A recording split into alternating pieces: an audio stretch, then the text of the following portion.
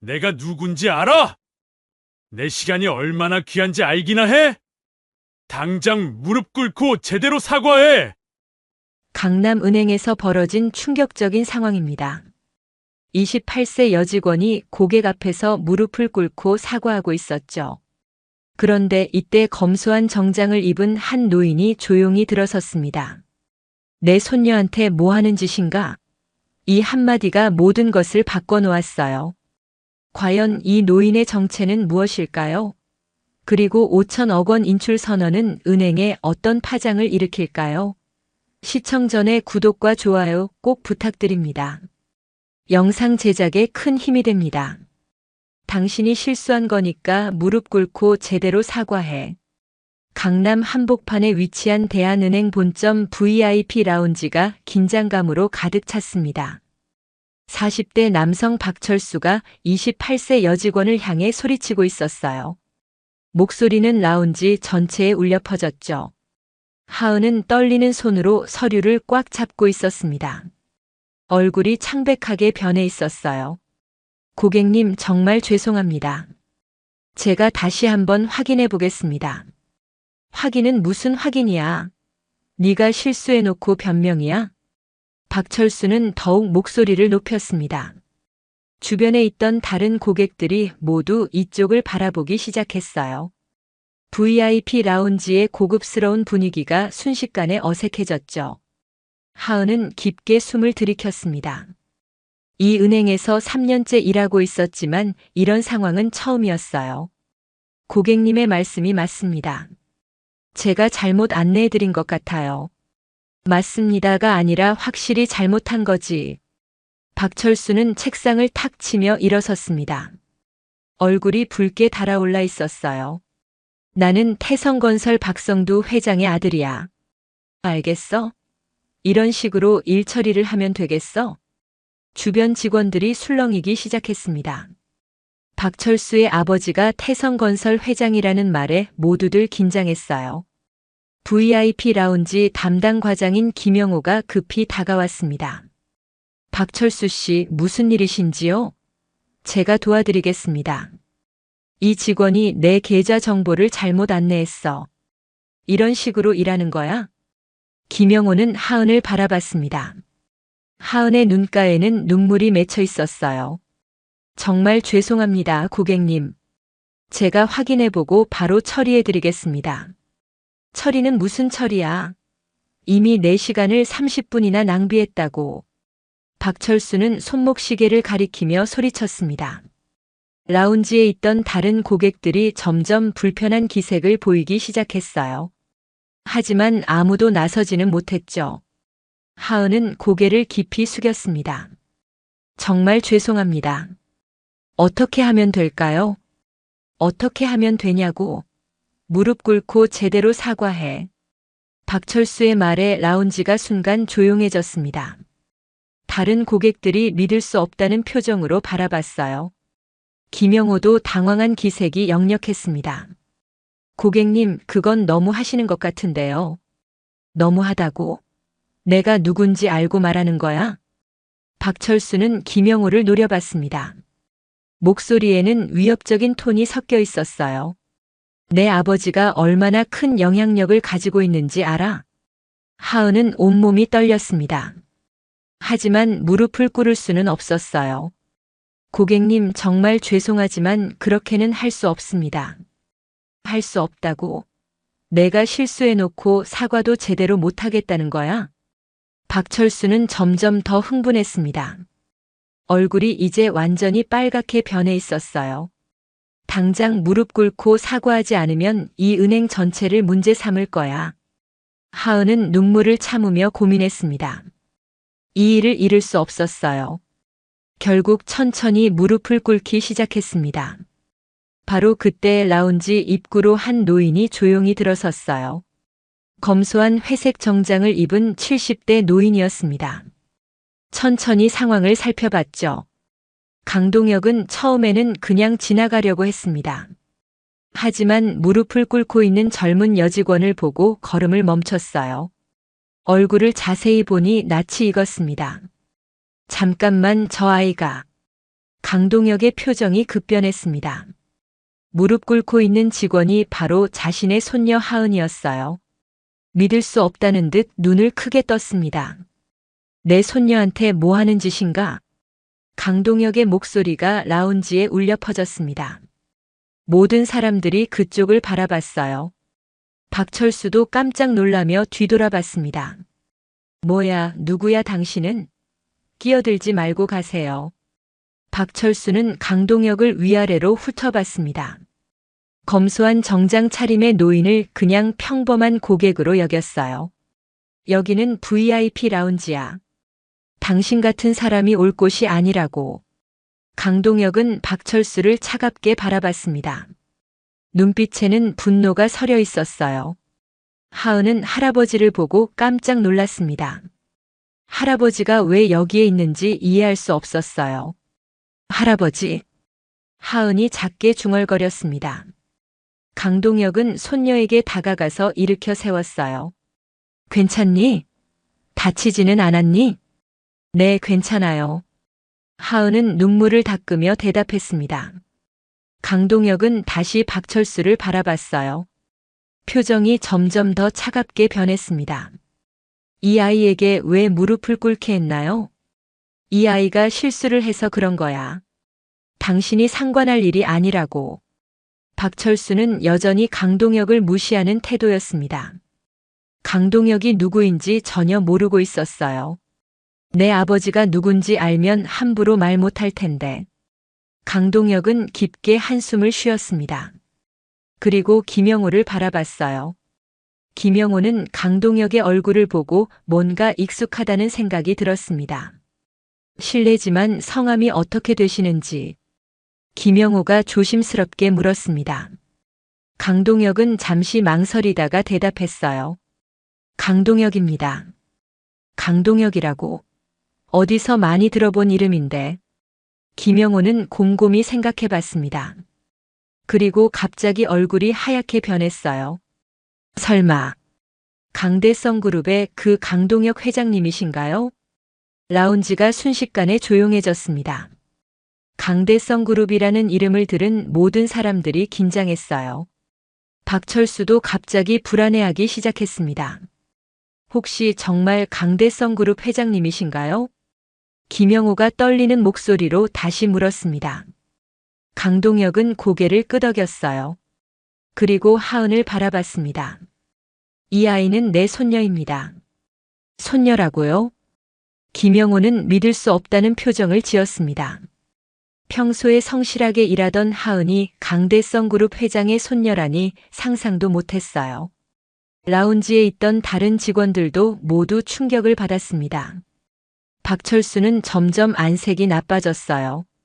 강대성 그룹이 얼마나 큰 기업인지 모르는 사람은 없었습니다. 그런데 자신이 그 회장의 손녀에게 무릎을 꿇게 했다니 믿기 어려웠죠. 회장님, 정말 죄송합니다. 제가 몰라 뵈었습니다. 김영호가 급히 인사를 했습니다. 다른 직원들도 모두 허리를 굽혔어요. 하지만 강동혁의 표정은 여전히 차가웠습니다. 사과는 나중에 받겠습니다. 지금은 이 상황부터 정리해야겠어요. 강동혁은 박철수를 바라봤습니다. 박철수는 식은땀을 흘리며 뒤로 물러섰어요. 이제야 자신이 얼마나 큰 실수를 했는지 깨달았습니다. 회장님, 저는 정말 몰랐습니다. 하은 씨가 회장님의 손녀라는 걸 전혀 몰랐다고 해서 용서될 일인가요? 강동혁의 목소리는 차갑고 단호했습니다. 설령 내 손녀가 아니었더라도 직원에게 무릎을 꿇게 하는 게 정당한 일인가요? 박철수는 말문이 막혔습니다. 강동혁의 말이 틀리지 않았어요. 하지만 이미 저지른 일을 되돌릴 수는 없었죠. 하은은 할아버지 옆에 서서 복잡한 마음이었습니다. 자신의 정체가 밝혀진 것도, 이런 상황이 벌어진 것도 당황스러웠어요. 할아버지, 괜찮습니다. 이미 지난 일이니까요. 지난 일이라고. 강동혁은 손녀를 바라봤습니다. 눈빛에는 안타까움이 섞여 있었어요. 이런 일이 지나간다고 해서 없던 일이 되는 건 아니야. 강동혁은 김영호를 불렀습니다. 과장님, 잠깐 이야기 좀 합시다. 네, 회장님. 김영호는 긴장한 채로 강동혁 앞으로 다가갔어요. 강동혁의 표정을 보니 심상치 않았습니다. 다른 고객들도 모두 숨을 죽이고 상황을 지켜봤어요. 우리 강대성 그룹이 이 은행과 거래한 지 얼마나 됐죠? 한 20년 정도 되었습니다, 회장님. 강동혁은 고개를 끄덕였습니다. 그동안 거래 규모는 어느 정도 되나요? 현재 약 5천억 정도 되는 것으로 알고 있습니다. 김영호의 대답에 라운지에 있던 모든 사람들이 놀랐습니다. 5천억이라는 어마어마한 금액이었어요. 박철수의 얼굴은 이제 완전히 창백해져 있었습니다. 그렇군요. 5천억. 강동혁은 잠시 생각에 잠겼습니다. 그리고 김영호를 다시 바라봤어요. 그런데 이런 은행에서 내 손녀가 이런 취급을 받는군요. 회장님, 정말 죄송합니다. 이런 일이 다시는 일어나지 않도록 하겠다고요? 강동혁이 김영호의 말을 끊었습니다. 어떻게 보장할 수 있나요? 오늘 이런 일이 일어났는데 내일 또 일어나지 않는다고 누가 확신할 수 있죠? 김영호는 대답하지 못했습니다. 강동혁의 말이 일리가 있었어요. 실제로 이런 일을 완전히 막을 수는 없었습니다. 그렇다면 다른 방법을 생각해 봐야겠네요. 강동혁은 휴대폰을 꺼냈습니다. 비서실장에게 전화를 걸었어요. 여보세요, 이상무입니다. 지금 당장 대한은행 본점으로 오세요. 회장님, 무슨 일이신지요? 전화기 너머로 비서실장의 긴장한 목소리가 들렸습니다. 강동혁은 차갑게 대답했어요. 우리 은행 거래를 정리해야겠습니다. 거래 정리요? 갑자기 왜요? 설명은 나중에 하겠습니다. 지금 당장 와서 5천억 전부 인출 절차를 밟으세요. 강동혁이 전화를 끊자 라운지가 완전히 조용해졌습니다. 5천억 전부 인출이라는 말에 모든 사람들이 충격을 받았어요. 김영호는 급히 강동혁에게 다가갔습니다. 회장님, 잠깐만요. 그렇게 하시면 안 됩니다. 왜 안 되나요? 내 돈을 내가 빼는데 뭐가 문제죠? 강동혁의 말에 김영호는 할 말을 잃었습니다. 법적으로는 아무 문제가 없었어요. 하지만 이렇게 큰 금액이 한 번에 빠지면 은행에 큰 타격이 될 수 있었습니다. 박철수는 이제 완전히 패닉 상태였습니다. 자신 때문에 이런 일이 벌어진 거라고 생각하니 어떻게 해야 할지 몰랐어요. 회장님, 제발 용서해 주세요. 제가 정말 잘못했습니다. 용서해 달라고요? 강동혁은 박철수를 차갑게 바라봤습니다. 조금 전까지 내 손녀에게 무릎을 꿇게 했던 분이 이제 와서 용서를 구하는군요. 정말 죄송합니다. 제가 어떻게 해서든 이 상황을 해결하겠습니다. 박철수는 땀을 뻘뻘 흘리며 말했습니다. 하지만 강동혁의 표정은 여전히 차가웠어요. 이미 늦었다는 듯한 표정이었습니다. 해결하겠다고요? 어떻게 해결할 건가요? 저는 박철수는 말을 잇지 못했습니다. 실제로 이 상황을 해결할 방법이 없었어요. 이미 강동혁의 마음은 굳어진 것 같았습니다. 하은은 할아버지를 바라봤습니다. 할아버지의 분노를 이해할 수 있었지만 이렇게 큰 일이 될 줄은 몰랐어요. 할아버지, 정말 괜찮습니다. 그냥 넘어가세요. 넘어가라고? 강동혁은 손녀를 안타깝게 바라봤습니다. 하은아, 내가 참는다고 해서 이런 일이 사라지는 게 아니야. 다른 사람들도 똑같은 일을 당할 수 있다고. 그때 라운지 입구로 급하게 들어오는 사람이 있었습니다. 대한은행 본점장 김태우였어요. 강동혁이 온다는 소식을 듣고 급히 달려온 거였습니다. 강동혁 회장님, 안녕하십니까? 김태우는 숨을 헐떡이며 인사를 했습니다. 강동혁은 김태우를 바라봤어요. 본점장님 오셨군요. 때맞춰 오셨네요. 무슨 일이신지 들었습니다. 정말 죄송합니다. 김태우는 상황을 대충 파악하고 있었습니다. 그래서 더욱 긴장했어요. 강대성 그룹과의 거래가 끊어지면 은행에 큰 손실이 될 수 있었거든요. 죄송하다고 하면 끝나는 일인가요? 강동혁의 목소리는 여전히 차가웠습니다. 내 손녀가 고객 앞에서 무릎을 꿇었는데 말이에요. 김태우는 하은을 바라봤습니다. 그리고 다시 강동혁을 봤어요. 정말로 하은이 강동혁의 손녀라는 사실이 믿기지 않았습니다. 정말 하은 씨가 회장님의 손녀이신가요? 그렇습니다. 그리고 오늘 이 일로 인해 우리 거래를 정리하려고 합니다. 김태우의 얼굴이 급히 하얗게 변했습니다. 5천억이 빠지면 은행 경영에 큰 문제가 생길 수 있었어요. 회장님, 다시 한번 생각해 주세요. 저희가 확실하게 재발 방지책을 마련하겠습니다. 재발 방지책이요? 강동혁은 냉소적으로 웃었습니다. 그런 말은 이미 들었어요. 과장님께서 방금 전에 똑같은 말을 하셨거든요. 회장님, 제발 기회를 한 번 더 주세요. 김태우는 거의 애원하는 목소리로 말했습니다. 5천억이라는 거대한 금액이 한순간에 빠져나가면 은행 전체가 흔들릴 수 있었어요. 주식 시장에도 악영향을 미칠 거였습니다.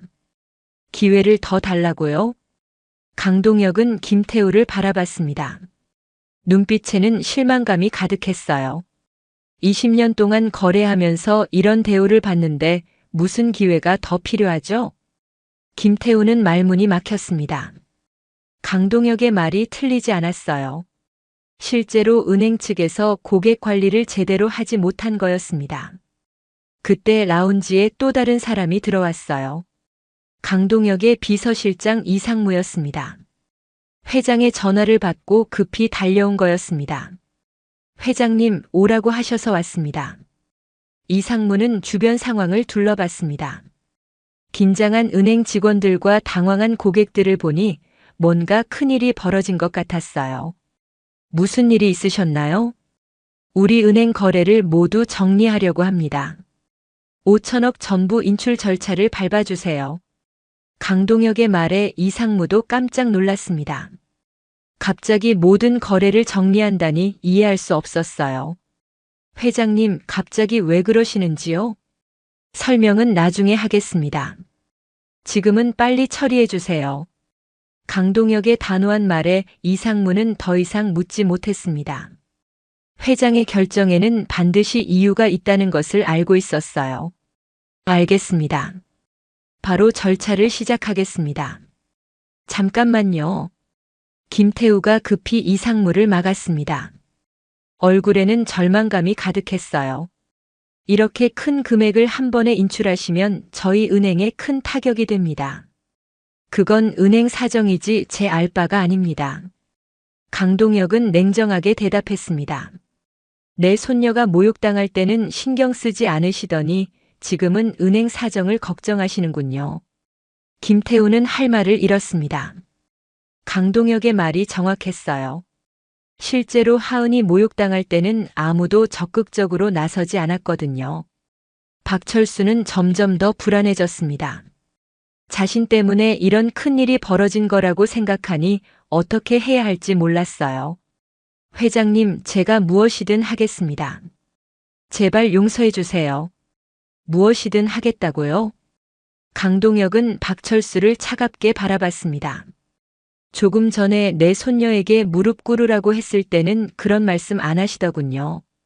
정말 죄송합니다. 제가 잘못 생각했습니다. 박철수는 거의 울먹이는 목소리로 말했습니다. 하지만 강동혁의 마음은 이미 굳어진 것 같았어요. 너무 늦었다는 표정이었습니다. 이상무는 은행 직원들과 인출 절차를 논의하기 시작했습니다.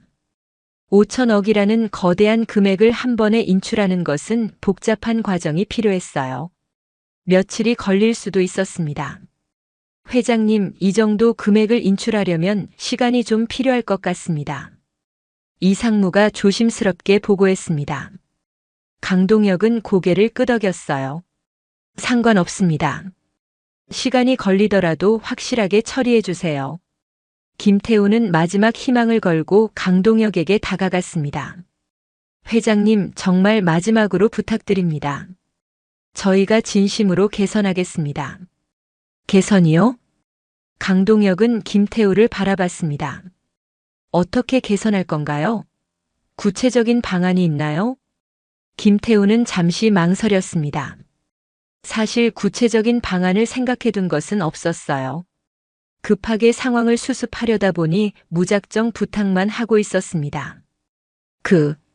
그건 김태우가 말을 잇지 못하자 강동혁은 실망한 듯 고개를 저었습니다. 역시 구체적인 계획은 없으시군요. 그렇다면 더 이상 할 말이 없습니다. 하은은 이 상황이 점점 심각해지는 것을 보며 걱정이 되었습니다. 자신 때문에 이렇게 큰 일이 벌어진 거라고 생각하니 마음이 무거웠어요. 할아버지, 정말 괜찮습니다. 이 정도로 충분해요. 강동혁은 손녀를 안타깝게 바라봤습니다. 하은아, 때로는 확실하게 선을 그어야 할 때도 있단다. 그때 라운지 밖에서 소란스러운 소리가 들렸습니다. 강동혁이 대한은행에 왔다는 소식이 퍼지면서 기자들이 몰려온 거였어요. 은행 보안팀이 맡고 있었지만 상황은 점점 커지고 있었습니다. 회장님, 밖에 기자들이 몰려오고 있습니다. 이상무가 걱정스럽게 보고했습니다. 강동혁은 창밖을 내다봤어요. 정말로 여러 언론사 차량들이 보였습니다. 기자들이 온 것은 예상했던 일입니다. 이미 늦었어요.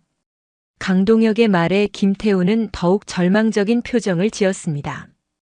언론에 이 일이 알려지면 은행 이미지에 큰 타격을 입을 수 있었어요. 주가도 급락할 가능성이 높았습니다. 회장님, 제발 언론 앞에서는 무슨 말씀을 하지 말라는 건가요? 강동혁이 김태우를 날카롭게 바라봤습니다. 사실을 숨기라는 말씀인가요? 김태우는 대답하지 못했습니다. 사실을 숨기라고 할 수는 없었지만 그렇다고 이 상황이 언론에 알려지는 것도 원하지 않았어요. 박철수는 이제 완전히 공황 상태였습니다. 언론에 자신의 이름이 나가면 아버지 회사에도 피해가 갈 수 있었어요. 회장님, 제발 저만큼은, 당신만큼은 뭐요? 강동혁이 차갑게 물었습니다. 당신만큼은 보호받고 싶다는 말인가요? 내 손녀는 보호받을 가치가 없고요. 박철수는 더 이상 할 말이 없었습니다. 강동혁의 말에 논리적으로 반박할 수 없었어요. 실제로 자신이 하은에게 한 행동은 변명의 여지가 없었거든요.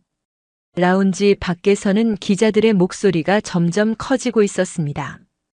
보안팀이 막고 있지만 언제까지 버틸 수 있을지 모르는 상황이었어요. 회장님, 다른 출구로 나가시는 게 어떨까요? 이상무가 제안했습니다. 하지만 강동혁은 고개를 저었어요. 숨어서 나갈 이유가 없습니다. 당당하게 나가죠. 강동혁의 결연한 태도에 은행 직원들은 더욱 긴장했습니다. 이제 정말로 돌이킬 수 없는 상황이 되어가고 있었어요. 강동혁 회장님, 잠깐만 말씀해 주세요. 라운지를 나서자마자 기자들이 몰려들었습니다. 카메라 플래시가 번쩍번쩍 터지며 질문이 쏟아졌어요. 강동혁은 침착하게 기자들을 바라봤습니다. 5천억 인출이 사실인가요? 한 기자가 큰 소리로 물었습니다. 강동혁은 잠시 멈춰 섰어요. 그리고 마이크를 향해 말하기 시작했습니다. 네, 사실입니다. 우리 강대성 그룹은 대한은행과의 모든 거래를 정리할 예정입니다. 기자들이 술렁였습니다. 5천억이라는 거대한 금액이 움직인다는 것은 금융계의 큰 뉴스였어요. 갑자기 왜 그런 결정을 내리신 건가요? 이유가 있습니다. 강동혁은 잠시 하은을 바라봤습니다.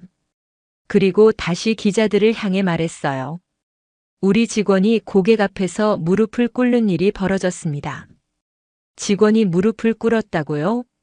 기자들이 더욱 관심을 보였습니다. 이런 일은 흔히 일어나는 것이 아니었어요. 어떤 상황이었는지 자세히 말씀해 주시겠습니까? 한 고객이 우리 직원에게 잘못을 사과하라며 무릎을 꿇게 했습니다. 그리고 그 직원은 제 손녀입니다. 강동혁의 폭탄 발언에 현장이 시끌벅적해졌습니다. 재벌 회장의 손녀가 은행에서 일하다가 모욕을 당했다는 것은 엄청난 뉴스였어요. 손녀분이 은행에서 일하고 계셨나요? 네, 3년째 근무하고 있습니다. 평범한 직원으로 말이죠. 그럼 신분을 숨기고 일하신 건가요? 강동혁은 고개를 끄덕였습니다. 사회 경험을 쌓기 위해서였어요. 하지만 오늘 일로 더 이상 그럴 수 없게 되었습니다. 기자들은 계속 질문을 쏟아냈습니다. 이 사건은 단순한 은행 분쟁을 넘어서 사회적 이슈가 될 가능성이 높았어요. 갑질 문제, 직장 내 인권 문제 등 여러 쟁점들이 얽혀 있었거든요. 구체적으로 어떤 일이 있었나요? 한 기자가 자세한 내용을 물었습니다. 강동혁은 잠시 생각했어요. 너무 구체적으로 말하면 박철수 개인에게 피해가 갈 수도 있었습니다. 고객이 직원의 실수를 지적하면서 무릎을 꿇고 사과하라고 했습니다. 그리고 실제로 그렇게 하도록 강요했어요. 그것은 너무 심한 것 아닌가요? 네, 저도 그렇게 생각합니다. 그래서 이런 결정을 내린 것이고요. 기자회견이 끝나자 뉴스는 즉시 보도되기 시작했습니다. 각 방송사와 인터넷 매체들이 앞다퉈 이 소식을 전했어요.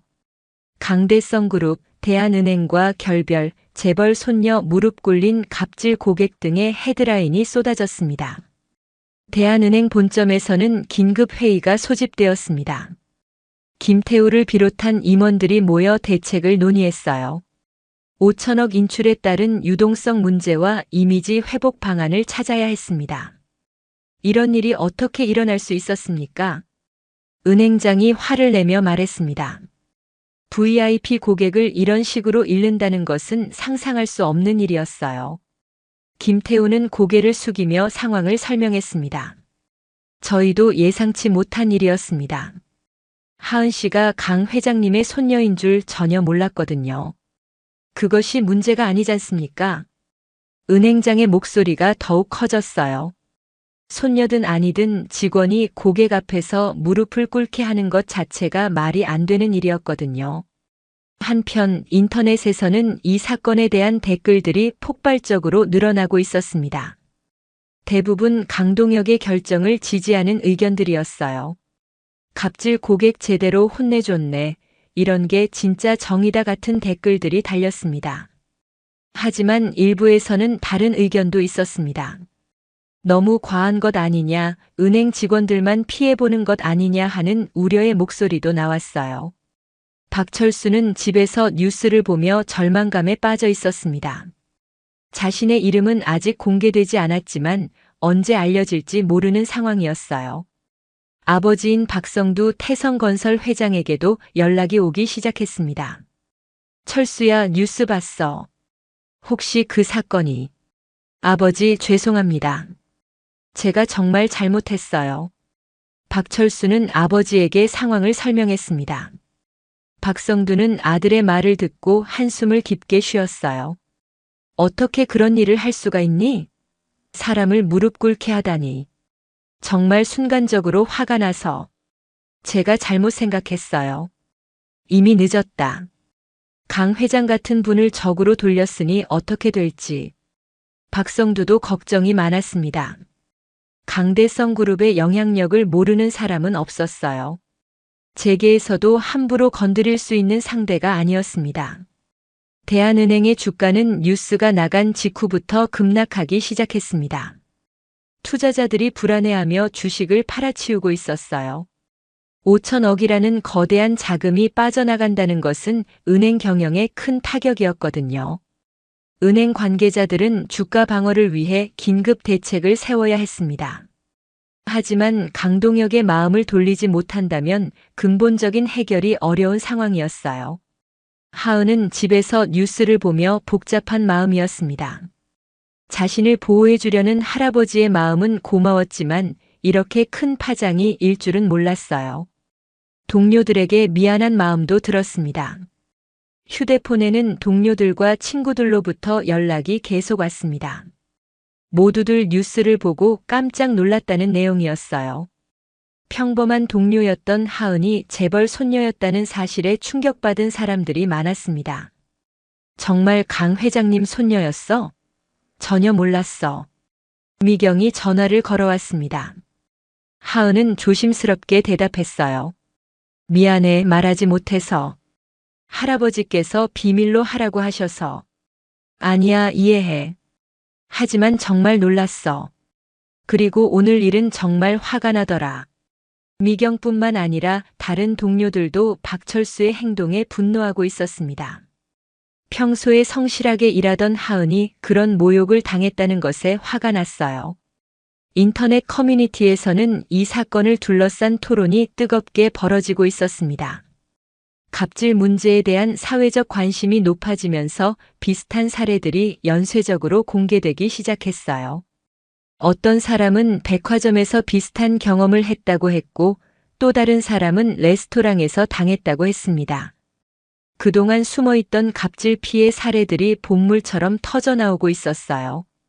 이 사건은 단순한 개인적 갈등을 넘어서 사회 전체의 문제로 확산되고 있었습니다. 강동혁의 결단이 많은 사람들에게 용기를 주고 있었던 거죠. 다음 날 아침 이 사건은 전국적인 뉴스가 되어 있었습니다.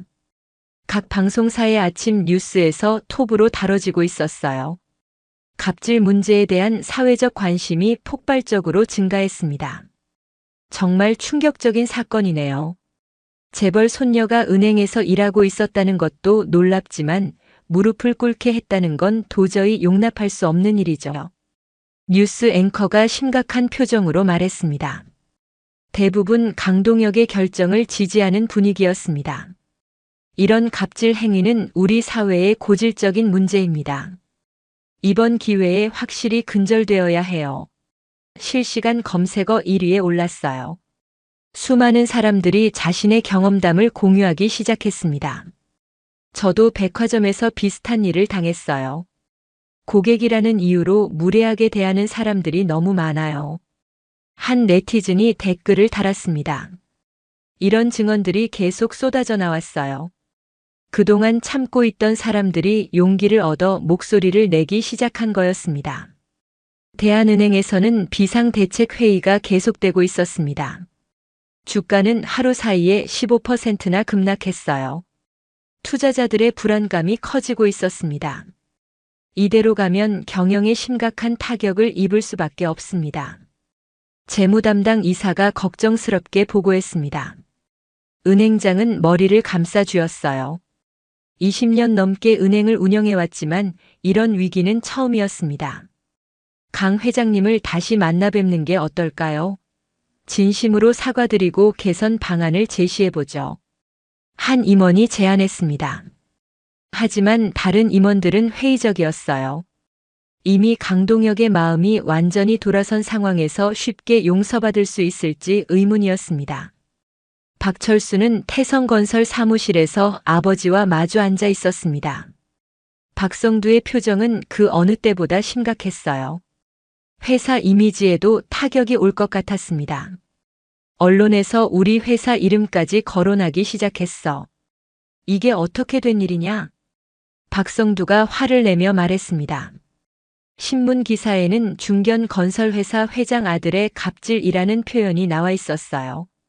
회사명은 직접 언급되지 않았지만 업계에서는 이미 다 알고 있는 상황이었습니다. 아버지, 정말 죄송해요. 제가 어떻게든 수습해 보겠어요. 박철수는 고개를 푹 숙이고 있었습니다. 평생 아버지 뒤에서 떵떵거리며 살았는데 이제는 오히려 아버지에게 피해를 주고 있었어요. 자괴감이 몰려왔습니다. 수습이 될 것 같냐? 강대성 그룹이 어떤 곳인지 모르는 사람이 어디 있어? 박성두는 한숨을 깊게 쉬었습니다. 강대성 그룹과 태성건설의 규모 차이는 하늘과 땅만큼이나 컸어요. 정면으로 맞서봤자 이길 수 없는 상대였습니다. 강 회장님께 직접 사과드리는 게 어떨까요? 박철수가 조심스럽게 제안했습니다. 하지만 박성두는 고개를 저었어요. 과연 만나주실까? 이미 언론에까지 나간 상황에서 말이야. 한편 하은은 집에서 쉬고 있었습니다. 할아버지가 며칠간 휴식을 취하라고 했거든요. 하지만 마음은 편하지 않았어요. 동료들이 걱정될 뿐만 아니라 자신 때문에 이렇게 큰 일이 벌어진 것에 대한 부담감도 컸습니다. 미경이 문자를 보내왔습니다. 하은아, 괜찮아? 은행 분위기가 어수선해. 모두들 걱정하고 있어. 하은은 미안한 마음으로 답장을 보냈습니다. 미안해. 내일로 다들 힘들어하는 것 같아서 마음이 무거워. 뭔 소리야? 내 잘못이 아니잖아. 오히려 그 사람이 너무 심했어. 회장님이 제대로 해주신 거야. 미경의 답장을 보며 하은은 조금 위로가 되었습니다. 적어도 동료들은 자신을 이해해주고 있다는 것을 알 수 있었어요. 저녁 뉴스 시간이 되자 이 사건에 대한 후속 보도가 이어졌습니다. 갑질 문제를 다룬 심층 취재 프로그램까지 제작되었어요. 전문가들이 나와서 이 문제의 심각성에 대해 논의했습니다. 우리 사회에는 아직도 고객이 왕이라는 잘못된 인식이 팽배해 있습니다. 하지만 고객과 직원은 동등한 인격체로 존중받아야 해요. 한 사회학자가 지적했습니다. 시청자들의 반응도 뜨거웠어요. 게시판에는 응원 메시지들이 계속 올라왔습니다. 강 회장님 정말 멋있으세요. 이런 분이 진짜 리더십이에요. 당신 잘못이 아니에요. 이런 댓글들을 보며 하은은 많은 사람들이 자신을 응원해주고 있다는 것을 느꼈습니다. 처음에는 부담스러웠지만 점차 용기가 생기기 시작했어요. 사건 발생 3일째 대한은행에서는 드디어 공식 입장을 발표했습니다. 은행장이 직접 기자회견을 열었어요. 기자들이 가득 찬 회견장은 긴장감으로 가득했습니다. 먼저 이번 사건에 대해 깊이 사과드립니다. 은행장이 깊게 고개를 숙였습니다. 저희 은행의 부적절한 대응으로 인해 직원이 모욕을 당하는 일이 발생했어요. 이는 명백히 저희의 잘못입니다. 구체적으로 어떤 조치를 취하실 건가요? 한 기자가 질문했습니다. 은행장은 준비해온 발표문을 읽기 시작했어요. 먼저 담당 지점장을 즉시 해임하겠습니다. 그리고 관련 직원들에 대해서도 엄중한 징계를 내릴 예정이에요. 김태우 본점장은 이미 사표를 제출한 상태였습니다. 자신의 관리 소홀로 인해 이런 일이 발생했다며 책임을 지겠다고 했어요. 다른 직원들도 마찬가지였습니다. 강 회장님께는 어떻게 사과하실 건가요? 또 다른 기자가 물었습니다. 은행장의 표정이 어두워졌어요. 아직 면담 요청을 받아주지 않으시는 상황입니다. 하지만 계속 노력하겠어요. 실제로 강동혁은 은행 측의 면담 요청을 모두 거절하고 있었습니다. 말보다는 행동으로 보여달라는 입장이었어요. 진정한 변화가 있을 때까지는 만날 의향이 없다고 했습니다. 그날 오후 강대성 그룹에서는 또 다른 발표가 있었습니다. 이상무 비서실장이 기자들 앞에 섰어요. 회장님의 메시지를 전달하러 온 것이었습니다. 회장님께서는 이번 일이 단순히 개인적인 문제가 아니라고 보고 계십니다. 이상무가 차분하게 말했습니다. 우리 사회 전체의 갑질 문화를 바꿔야 한다는 강한 의지를 보이고 계세요. 그래서 더욱 엄중하게 대응하고 계시는 겁니다. 구체적으로 어떤 변화를 원하시는 건가요? 모든 사람이 인격적으로 존중받는 사회를 원하십니다. 돈이나 권력으로 다른 사람을 함부로 대하는 일이 없어져야 한다고 강조하셨어요. 기자들은 강동혁의 확고한 신념에 감탄했습니다. 단순한 화풀이가 아니라 사회 개선에 대한 진정한 의지였던 거죠. 박철수에 대한 여론도 점점 나빠지고 있었습니다. 온라인에서는 그의 신상 정보가 속속 공개되고 있었어요. 태성건설 회장의 아들이라는 사실도 알려졌습니다. 박철수는 외출도 제대로 할 수 없는 상황이 되었어요. 길에서 사람들의 시선이 따가웠습니다. 태성건설 사무실에도 항해 전화가 계속 걸려왔습니다. 직원들이 업무를 제대로 볼 수 없을 정도였어요. 박성두는 결국 아들에게 당분간 집에서 자숙하라고 지시했습니다. 이 상황을 어떻게 해결할 거냐? 회사까지 망칠 셈이냐? 박성두가 화를 내며 말했습니다. 박철수는 아무 말도 할 수 없었어요. 정말로 자신 때문에 모든 것이 망가져가고 있었습니다. 아버지, 제가 직접 사과하러 가보겠어요. 박철수가 떨리는 목소리로 말했습니다. 하지만 박성두는 고개를 저었어요. 지금 상황에서 그런 게 통할 것 같냐? 강 회장님이 만나주실 리가 없어. 그렇다면 어떻게 해야 하죠? 박철수는 절망적인 표정을 지었습니다. 정말로 방법이 없는 것 같았어요. 자신이 저지른 일의 대가가 이렇게 클 줄은 몰랐습니다. 한편 하은은 할아버지와 함께 저녁을 먹고 있었습니다. 며칠 만에 제대로 된 식사였어요. 그동안 스트레스 때문에 식욕이 없었거든요. 할아버지, 너무 큰일이 된 것 같아요. 하은이 걱정스럽게 말했습니다. 강동혁은 손녀를 따뜻하게 바라봤어요. 큰일이 아니라 꼭 필요한 일이었다. 이런 기회가 아니면 언제 바뀌겠니? 하지만 은행 직원들이 힘들어하고 있어요. 동료들한테 미안한 마음이 들어요. 내 잘못이 아니야. 오히려 내가 당한 일이 다른 사람들에게도 도움이 되고 있어. 강동혁의 말에 하은은 조금 위로가 되었습니다. 할아버지의 확신에 찬 모습을 보니 자신도 용기가 생겼어요.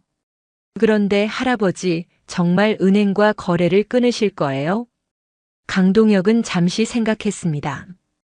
진정한 변화가 있다면 다시 고려해 볼 수도 있어. 하지만 말만으로는 안 돼. 행동으로 보여줘야지. 다음 날 놀라운 소식이 전해졌습니다. 대한은행이 전면적인 개혁을 단행한다고 발표한 것이었어요. 고객 서비스 매뉴얼을 완전히 새로 만들고 직원 인권 보호를 위한 시스템을 구축하겠다고 했습니다. 또한 갑질 방지를 위한 특별팀도 신설된다고 했어요. 이 팀은 고객과 직원 간의 분쟁을 전담해서 처리할 예정이었습니다. 그리고 놀랍게도 이 팀의 리더로 하은을 영입하겠다고 발표했습니다. 하은 씨를 갑질 방지 특별팀 리더로 영입한다고요? 기자가 확인차 다시 물었습니다. 은행장은 고개를 끄덕였어요. 그렇습니다. 직접 경험한 분이기 때문에 가장 적합한 인재라고 판단했어요. 이 소식은 큰 화제가 되었습니다. 피해자가 이제는 가해 방지의 선봉에 서게 된 것이었어요. 상징적인 의미가 매우 컸습니다. 하은은 이 제안을 받고 고민에 빠졌습니다. 평범한 은행원에서 갑자기 특별팀 리더가 된다는 것이 부담스러웠어요. 과연 자신이 할 수 있을지 확신이 서지 않았습니다. 어떻게 생각해, 하은아? 강동혁이 손녀에게 물었습니다. 하은은 잠시 망설였어요. 사실 계속 은행에서 일하고 싶었지만 이런 큰 책임을 맡을 자신이 없었거든요. 제가 할 수 있을까요? 경험도 부족하고 나이도 어린데. 나이는 중요하지 않아. 중요한 건 진심이야. 내가 겪은 일을 다른 사람들이 겪지 않게 하고 싶은 마음 말이야. 강동혁의 격려에 하은은 용기를 얻었습니다. 맞아요. 저 같은 일을 당하는 사람이 없었으면 좋겠어요. 해보겠어요. 며칠 후 하은은 새로운 직책으로 은행에 출근했습니다. 동료들이 모두 박수로 맞아주었어요. 미경을 비롯한 친한 동료들은 특히 기뻐했습니다. 하은아, 정말 자랑스러워. 우리 대표로 열심히 해줘. 미경이 하은의 어깨를 두드리며 말했습니다. 다른 직원들도 하은을 응원해 주었어요. 그동안 비슷한 어려움을 겪었던 사람들이 많았거든요.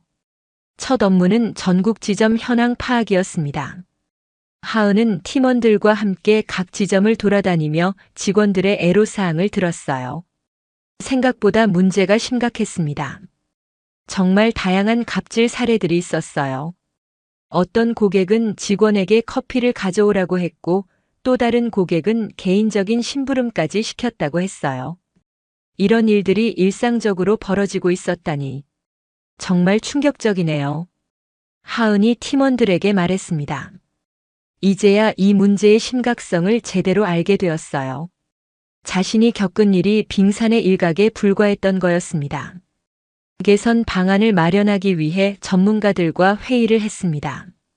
가장 중요한 건 직원들이 당당하게 거부할 수 있는 권한을 주는 것입니다. 한 전문가가 제안했습니다. 고객이라고 해서 모든 요구를 들어줘야 한다는 인식을 바꿔야 해요. 합리적인 선을 그어야 합니다. 하은은 이 의견에 크게 공감했습니다. 자신도 그날 더 당당하게 거부했어야 했다고 생각했거든요. 물론 쉽지 않은 일이었지만 시스템적으로 뒷받침해준다면 가능할 것 같았어요. 한 달 후 새로운 가이드라인이 발표되었습니다. 상호 존중 서비스 원칙이라는 이름이었어요. 고객과 직원이 서로 존중하는 관계여야 한다는 내용이 핵심이었습니다. 앞으로는 고객의 부당한 요구에 대해 정중하지만 단호하게 거부할 수 있습니다. 하은이 직원 교육에서 설명했습니다. 그리고 이런 상황이 발생하면 즉시 상급자나 특별팀에 신고하면 돼요. 여러분을 보호해드리겠습니다. 직원들의 반응은 폭발적이었습니다. 그동안 참고 견뎌왔던 것들을 이제는 당당하게 대응할 수 있게 된 거였어요. 자신감이 생기기 시작했습니다. 다른 은행들도 이런 움직임에 동참하기 시작했습니다. 대한은행의 사례가 화제가 되면서 금융업계 전체의 변화의 바람이 불고 있었어요. 우리 은행도 비슷한 시스템을 도입해야 할 것 같습니다. 경쟁은행의 임원이 말했습니다. 고객들의 인식도 변하고 있어요. 무작정 갑질하면 오히려 본인이 손해를 본다는 걸 알게 됐거든요. 실제로 갑질 고객들에 대한 사회적 시선이 매우 차가워졌습니다. 박철수도 이런 변화를 지켜보고 있었습니다. 집에서 나오지 못한 채 뉴스만 보는 나날이 계속되고 있었어요. 자신이 저지른 일의 파급 효과가 이렇게 클 줄은 몰랐습니다. 아들아, 이제 좀 정신 차렸니? 박성두가 아들에게 물었습니다. 박철수는 고개를 끄덕였어요. 네, 아버지. 제가 정말 잘못했어요. 이제야 깨달았어요. 그동안 권력을 잘못 사용했다는 것을 뼈저리게 느꼈습니다. 다른 사람의 인격을 무시했던 것에 대해 깊이 반성하고 있었어요. 그럼 이제 어떻게 할 거냐? 박철수는 잠시 생각했습니다. 그리고 결심한 듯 말했어요. 제가 직접 사과드리고 싶어요. 그리고 봉사활동 같은 것도 해보고 싶고요. 박성두는 아들의 진심을 느낄 수 있었습니다. 정말로 변하려고 하는 것 같았어요. 그래, 그렇게 해라. 행동으로 보여줘야지. 6개월이 흘렀습니다. 대한은행은 완전히 새로운 모습으로 변해 있었어요. 하은이 이끄는 갑질 방지팀의 노력으로 직장 분위기가 크게 개선되었습니다. 오늘 신고 건수는 어떻게 됐어요? 하은이 팀원에게 물었습니다. 예전에 비해 90%나 줄었어요. 이제는 고객들도 많이 조심하시는 것 같아요. 정말 놀라운 변화였습니다. 처음에는 반신반의했던 사람들도 이제는 이 시스템을 적극 지지하고 있었어요. 직원들의 만족도도 크게 향상되었습니다. 무엇보다 고객들의 반응이 좋았습니다. 서로 존중하는 분위기에서 오히려 서비스 품질이 향상되었거든요. 직원들이 자신감을 갖고 일하니까 더 친절하고 전문적인 서비스를 제공할 수 있게 된 거였어요.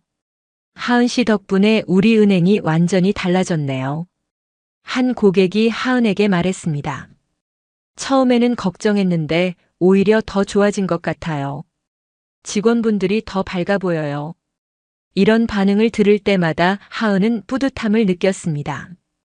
자신이 겪었던 힘든 경험이 이렇게 좋은 결과로 이어질 줄은 몰랐어요. 다른 업종에서도 이런 시스템 도입에 관심을 보이기 시작했습니다. 백화점, 호텔, 레스토랑 등에서 벤치마킹을 위해 견학을 오는 경우가 늘어났어요. 정말 대단하시네요. 우리도 이런 시스템을 도입해보고 싶어요. 한 백화점 관계자가 하은에게 말했습니다. 하은은 자신의 경험과 노하우를 아낌없이 공유했어요. 더 많은 곳에서 이런 변화가 일어났으면 좋겠다고 생각했거든요. 강동혁도 손녀의 성장을 자랑스럽게 지켜보고 있었습니다. 처음에는 걱정도 했지만 이제는 완전히 믿고 맡길 수 있을 정도로 성숙해졌어요. 정말 잘하고 있구나. 할아버지가 자랑스럽다. 강동혁이 하은에게 말했습니다. 하은은 수줍게 웃으며 대답했어요. 할아버지가 용기를 주셔서 가능한 일이었어요. 처음에는 정말 무서웠거든요. 그런데 할아버지, 은행과의 거래는 어떻게 하실 거예요? 강동혁은 잠시 생각했습니다. 실제로 대한은행의 변화는 눈에 띄게 개선되었어요. 진정성 있는 노력을 보여주고 있었습니다. 다시 시작해볼까 한다. 정말 변했다는 걸 확인했거든. 이 소식이 알려지자 대한은행 주가가 크게 올랐습니다. 강대성 그룹과의 거래 재개는 은행에게는 큰 호재였어요. 하지만 더 중요한 것은 신뢰 회복이었습니다. 한편 박철수는 조용히 사회봉사 활동을 하고 있었습니다. 요양원에서 어르신들을 돌보는 일을 시작한 거였어요. 처음에는 어색했지만 점차 보람을 느끼기 시작했습니다. 철수 씨, 오늘도 고생 많으셨어요. 요양원 직원이 박철수에게 말했습니다. 박철수는 겸손하게 대답했어요. 아니에요. 제가 더 배우는 게 많아요. 정말 의미 있는 시간이에요. 6개월 전에 박철수와는 완전히 다른 모습이었습니다. 다른 사람을 섬기는 일에서 진정한 기쁨을 발견한 거였어요. 권력으로 누르는 것보다 훨씬 값진 일이라는 걸 깨달았습니다. 어느 날 박철수는 용기를 내어 하은에게 편지를 썼습니다. 6개월 동안 써왔던 사과의 마음을 담았어요. 직접 만나서 사과하고 싶지만 아직은 그럴 용기가 없어서 편지로 대신한다고 했습니다. 하은은 그 편지를 읽고 복잡한 마음이었습니다. 분명히 화가 났던 일이지만 이렇게 진심으로 반성하는 모습을 보니 용서하고 싶은 마음도 들었어요. 할아버지께 이야기해보니 강동혁도 관대한 반응을 보였습니다. 사람은 누구나 실수할 수 있어. 중요한 건 그 실수를 통해 배우는 거야. 결국 하은은 박철수와 만나기로 했습니다. 만남 장소는 처음 사건이 일어났던 VIP 라운지였어요. 상징적인 의미가 있는 곳이었습니다. 정말 죄송합니다. 박철수는 하은을 보자마자 깊게 고개를 숙였습니다. 6개월 동안 정말 많이 반성했어요.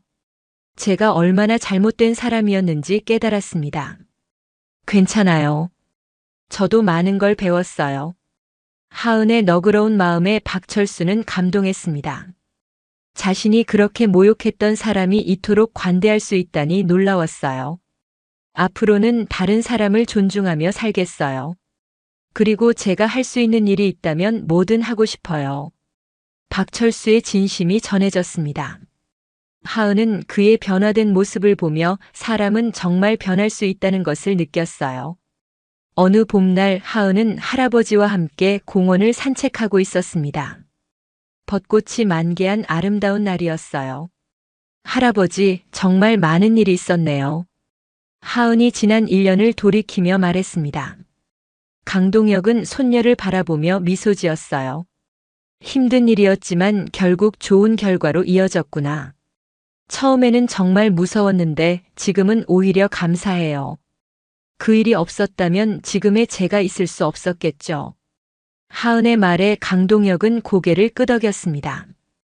돈이나 권력이 있다고 해서 다른 사람을 함부로 대해서는 안 됩니다. 모든 사람은 존중받을 권리가 있으며 그 가치는 지위나 재산으로 결정되지 않아요. 때로는 용기 있는 한 사람의 행동이 사회 전체를 바꿀 수 있습니다. 하지만 더 중요한 것은 잘못을 인정하고 변화하려는 의지입니다. 진정한 성장은 실수를 인정하는 데서 시작되거든요. 우리 모두가 서로를 존중하며 살아간다면 세상은 분명 더 아름다운 곳이 될 것입니다. 작은 배려 하나가 큰 변화의 시작이 될 수 있다는 것을 기억해 주세요.